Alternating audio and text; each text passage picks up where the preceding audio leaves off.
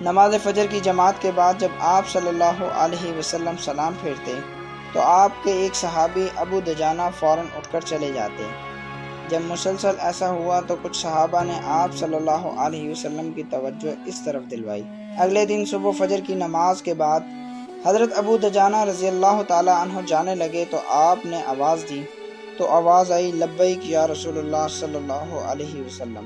تو حضور صلی اللہ علیہ وسلم نے معاملہ دریافت فرمایا تو ابو دجانہ نے حضور کی خدمت میں عرض کی یا رسول اللہ صلی اللہ علیہ وسلم، جیسا کہ آپ جانتے ہیں کہ کھجور کی فصل پک گئی ہے۔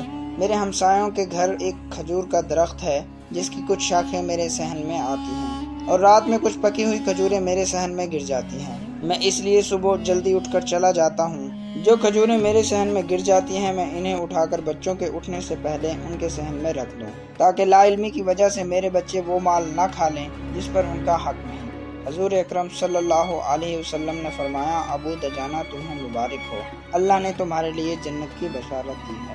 سبحان اللہ۔